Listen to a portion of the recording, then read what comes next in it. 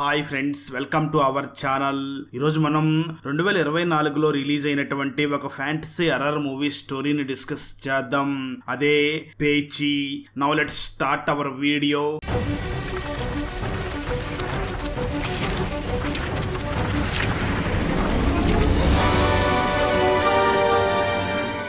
Open చేస్తే కులిమలై అనే అడవుల్లో ఉన్న ఒక కొండ దగ్గరకి రామ్ మరియు తన లవర్ ట్రెక్కింగ్ చేయడానికి వెళ్తారు.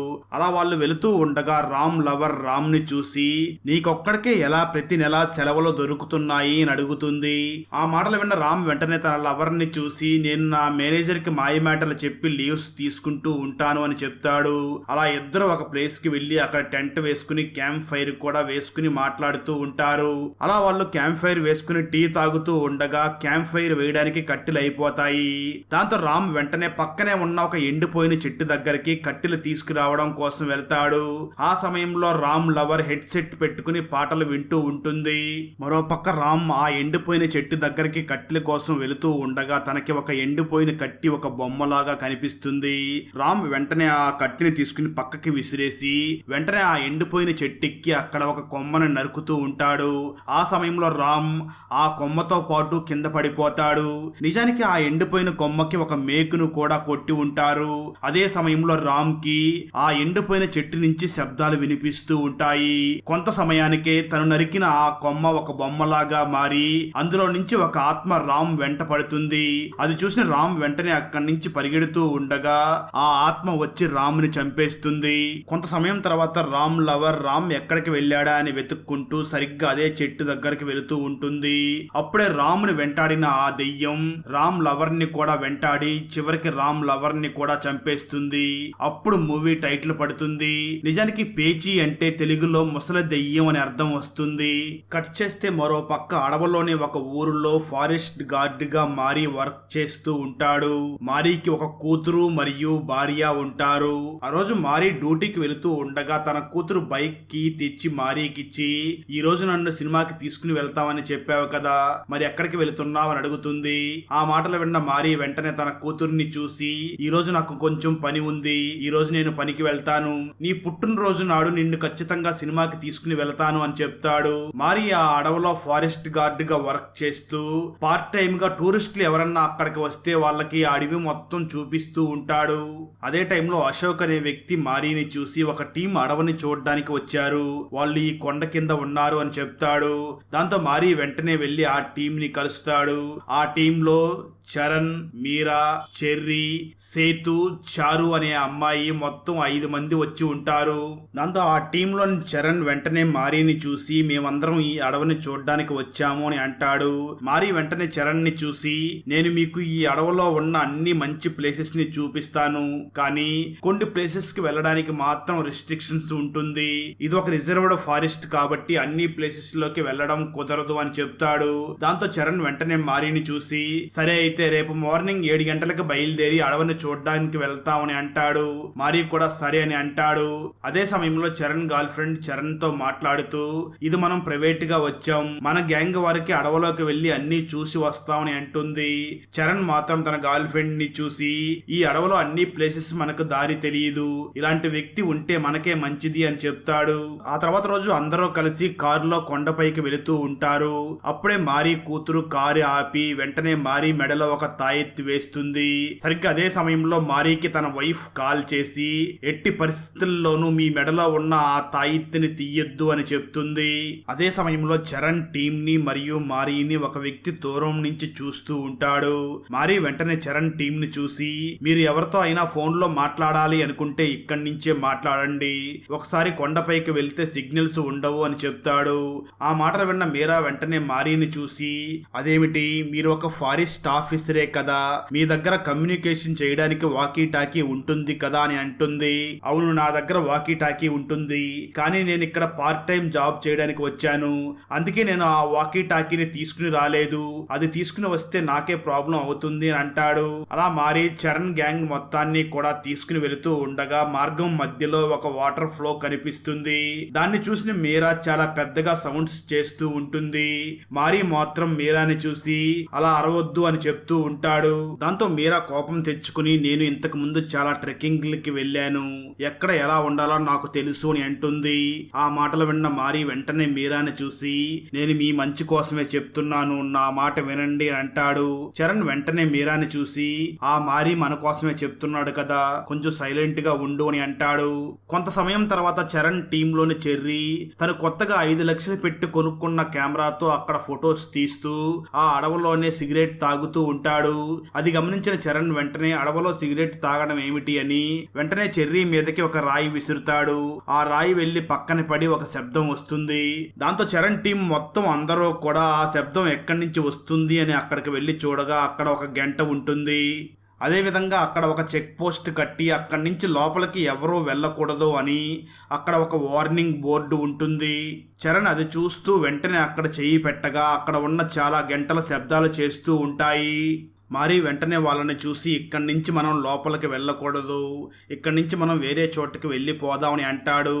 అయితే చరణ్ మాత్రం లేదు, లోపలికి వెళ్ళాలి, అక్కడికి వెళ్తే ఏమవుతుంది అని అంటాడు. మరి వెంటనే చరణ్ని చూసి ఈ ఊరికి కొన్ని కట్టుబాట్లు ఉంటాయి, మనం ఆ లోపలికి వెళ్ళకూడదు అని అంటాడు.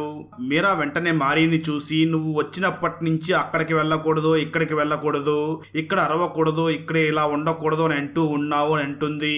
చరణ్ కూడా మారీని చూసి మేమేమి చిన్నపిల్లలం కాదు, మేము ఖచ్చితంగా లోపలికి వెళ్తాం, నువ్వు కేవలం మాకు రూట్ చూపించు అని అంటారు.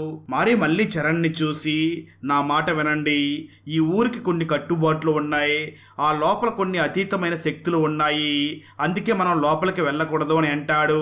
దాంతో చరణ్, సేదు, చారు వెంటనే మారీని చూసి ఈ కాలంలో కూడా మీరు ఇలాంటివి నమ్ముతున్నారా, మీరు అలాంటివేమీ నమ్మకండి, ఇక్కడికి దగ్గరలో ఉన్న వ్యూ పాయింట్ దాకా వెళ్ళి అక్కడి నుంచి తిరిగి వచ్చేద్దామని అందరూ కలిసి ఆ వ్యూ పాయింట్ దగ్గరికి వెళ్తారు. అలా వాళ్ళందరూ కలిసి ముందుకు వెళుతూ ఉండగా వాళ్ళని ఎవరో ఫాలో అవుతున్నట్లుగా అనిపిస్తూ ఉంటుంది. అదే సమయంలో ఒక శబ్దం రావడంతో చరణ్ గ్యాంగ్ లోని చారు ఆ శబ్దాన్ని విని వెంటనే ఆ శబ్దాన్ని ఫాలో అవుతూ ఒక పెద్ద లోయ దగ్గరికి వెళ్లి అక్కడి నుంచి దూకబోతూ ఉంటుంది. దాంతో మారి వెంటనే వెళ్లి చారుని కాపాడతాడు. దాంతో వెంటనే చరణ్ టీంలోని వాళ్ళు చారుని చూసి నువ్వు ఒక్కదానివే ఎందుకు ఆ లోయ దాకా వెళ్ళావు అని అడుగుతారు.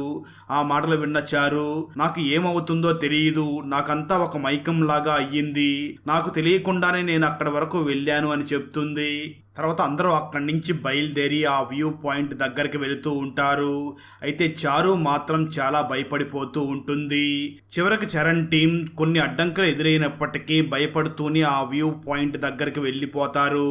అక్కడ అందరూ కూడా టెంట్ వేసుకుని అందులో ఉంటారు. బయట మాత్రం మీరా చరణ్ క్లోజ్ గా ఉండడం చూసిన చెర్రీ వెంటనే తన కెమెరాతో ఫోటోలు తీస్తూ ఉంటాడు. మీరా మాత్రం ఫోటోలు వద్దు అని పక్కనే ఉన్న అడవిలోకి వెళ్తుంది. చరణ్ కూడా మీరా వెనకాలే వెళ్లి మీరాను పట్టుకుని ఇప్పుడు ఫోటోలు తీయి అని చెర్రీకి చెప్తాడు. దాంతో చెర్రీ వెంటనే వాళ్ళని ఫోటో తీస్తూ ఉండగా తన స్పెట్స్ కింద పడిపోవడంతో చెర్రీ వెంటనే కింద పడిపోయిన తన స్పెట్స్ ని వెతికి పెట్టుకుని ఫోటోలు తీద్దామని చూడగా అక్కడ ఎవ్వరూ ఉండరు. నిజానికి చరణ్ గ్యాంగ్ మొత్తం చెర్రీని ఆట పట్టిస్తూ ఉంటారు. దాంతో చెర్రీ చాలా భయపడిపోతూ ఉంటాడు. ఫైనల్ గా చెర్రీ మీరాని చూసి మీరాని ఫోటో తీయబోతూ ఉండగా మీరా వెనకాల ఒక దెయ్యం కనిపించడంతో చెర్రీ ఇంకా భయపడిపోతాడు. అలా చెర్రీ భయపడుతూ ఉండగా చరణ్ అండ్ టీం ఇంకా నవ్వుతూ చెర్రీని ఆట పట్టిస్తూ ఉంటారు.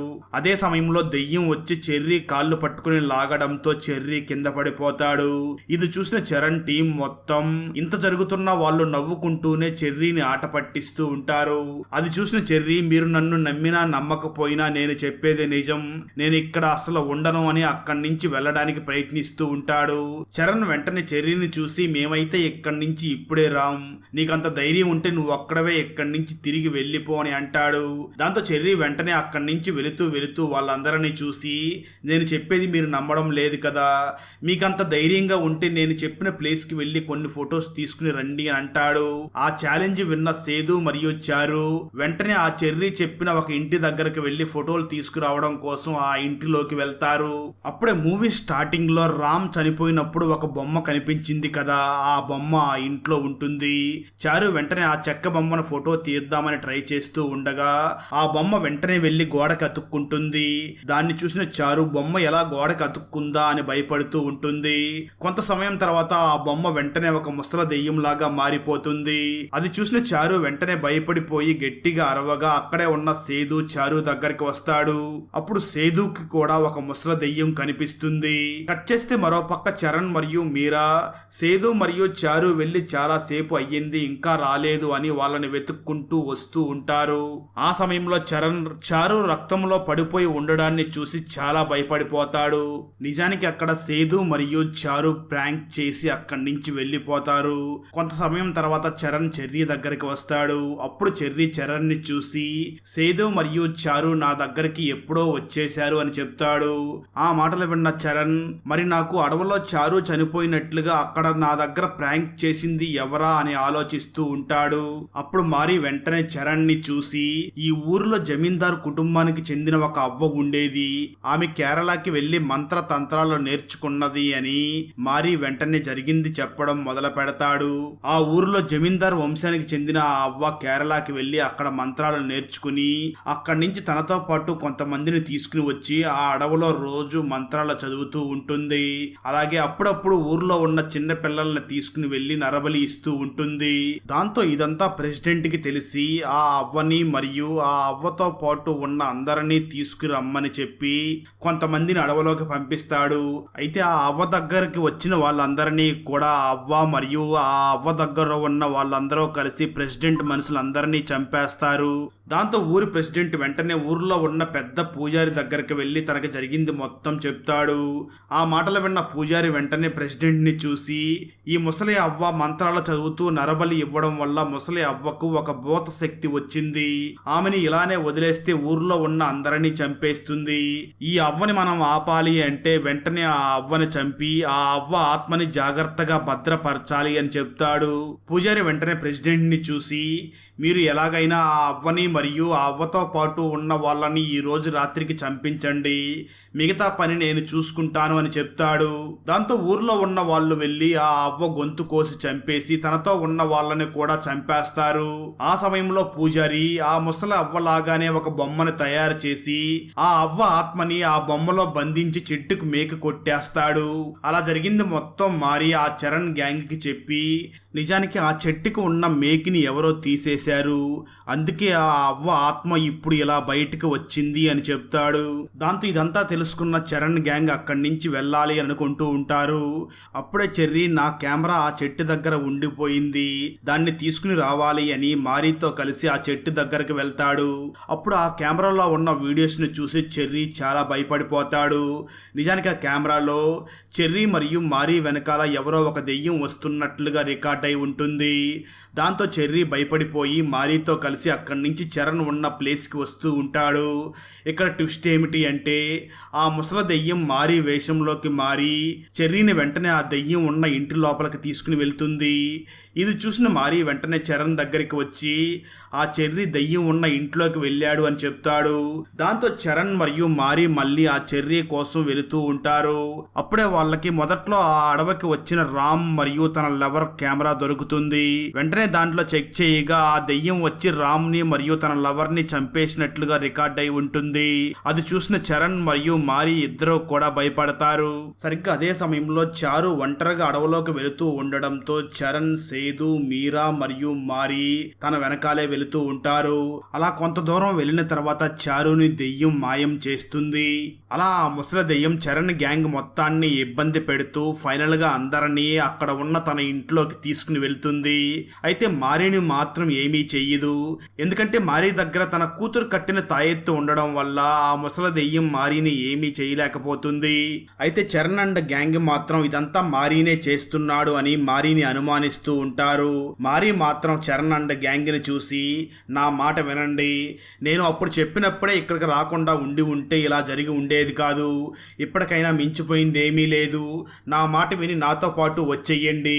నిజానికి ఆ రోజుల్లో ఈ ముసలి అవ్వను చంపిన పూజారి ఎవరో కాదు, అతను మా తాతే, అందుకే మా తాత మమ్మల్ని రక్షించడం కోసం మా కుటుంబం కోసం ఈ తాయెత్తుల్ని రెడీ చేసి ఇచ్చాడు. ఇప్పుడు ఆ దెయ్యం బయటకు వచ్చి అందరినీ బలివ్వాలనుకుంటుంది, నా మాట విని నాతో వచ్చేయండి అని అంటాడు. అయితే చరణ్ అండ్ గ్యాంగ్ మాత్రం మారీని అనుమానిస్తూ ఉంటారు. ఆ మాటలు విన్న చరణ్ మరియు మీరా వెంటనే మారీతో పాటు పరిగెత్తుకుంటూ అక్కడి నుంచి వెళ్ళిపోతూ ఉంటారు. అప్పుడే ఆ దెయ్యం వచ్చి మీరాని అక్కడి నుంచి లాక్కుని వెళ్ళిపోతుంది. అది చూసిన చరణ్ వెంటనే మారీని చూసి ఎలాగైనా ఆ మీరాని కాపాడాలి అని అంటాడు. అయితే మారీ మాత్రం ఇప్పటికే ఆ దెయ్యం మీరాని చంపేసి ఉంటుంది అని అంటాడు. దాంతో చరణ్ వెంటనే మీరాని కాపాడాలి అని ఆ దెయ్యం దగ్గరికి వెళ్తాడు. దెయ్యం కూడా వెంటనే చరణ్ని చంపడానికి తన దగ్గరికి వస్తుంది, కానీ చరణ్ని చంపకుండా అక్కడి నుంచి వెళ్ళిపోతుంది. ఎందుకంటే మారీ దగ్గర ఉన్న మారీ తాయెత్తు పొరపాటున చరణ్ షర్ట్కి అంటుకుని ఉంటుంది. అది చూసిన చరణ్ ఆ దెయ్యం ఈ తాయెత్తు వల్లనే నన్నేమీ చెయ్యలేదు అని వెంటనే అక్కడి నుంచి మారీ దగ్గరికి పరిగెట్టుకుంటూ వస్తాడు. అయితే ట్విస్ట్ ఏమిటి అంటే అప్పటికే దెయ్యం మారీని చంపేసి ఉంటుంది. దాంతో చరణ్ భయపడిపోయి వెంటనే అక్కడి నుంచి పరిగెట్టుకుంటూ రోడ్డు మీదకి వచ్చి అక్కడ వస్తున్న కారుని లిఫ్ట్ అడిగి వెంటనే ఆ కారు లోపలికి వెళ్లి ఫ్రంట్ సీట్ లో కూర్చుంటాడు. అయితే ముందు సీట్ లో కూర్చుని ఉన్న చరణ్ వెనక్కి తిరిగి చూడగా అక్కడ మీరా మరియు తనతో పాటు మరొక వ్యక్తి కూడా ఉంటాడు. అది చూసిన చరణ్ చాలా షాక్ అవుతాడు. దాంతో మీరా మరియు తనతో ఉన్న ఆ వ్యక్తి వెంటనే చరణ్ ని కూడా బంధించి ఆ అడవిలో దెయ్యం ఉన్న ఆ ఇంటి దగ్గరికి తీసుకుని వెళ్తారు. అప్పుడే రివీల్ అయ్యే ట్విస్ట్ ఏమిటి అంటే ఈ మీరా ఎవరో కాదు, నిజానికి ఆ అడవిలో దెయ్యంలాగా తిరుగుతున్న ఆ ముసలవ్వకి మీరా మనవరాలు అవుతుంది అని తెలుస్తుంది. అప్పట్లో గ్రామ సర్పంచ్ అవ్వని చంపడం కోసం గ్రామస్తుల్ని పంపించినప్పుడు అవ్వ ఆ విషయాన్ని ముందే తెలుసుకుని మీరాని మరియు తనతో పాటు ఒక వ్యక్తిని అక్కడి నుంచి తప్పించేసి ఉంటుంది. దాంతో వాళ్ళు ఇప్పుడు అవ్వ కోరికని తీర్చాలి అని 13 మందిని బలివ్వాలి అని అందరినీ పిలుచుకుని వస్తూ అక్కడ బలిస్తూ ఉంటారు. నిజానికి మారీని మీరానే అడవిలో చంపేసి ఉంటుంది. మీరా వెంటనే చరణ్ గ్యాంగ్ మొత్తాన్ని చూసి ఇప్పటికి మేము 7 మందిని బలి ఇచ్చాం, ఇంకా 6 మందిని బలివ్వాలి అని అంటుంది. అక్కడతో ఈ సినిమా ఎండ్ అవుతుంది. 5 ఫ్రెండ్స్ అమెరికా వెళ్ళి ఒకరోజు పార్టీ చేసుకుంటూ ఉండగా 5గురిలో ఒక వ్యక్తి చనిపోతాడు.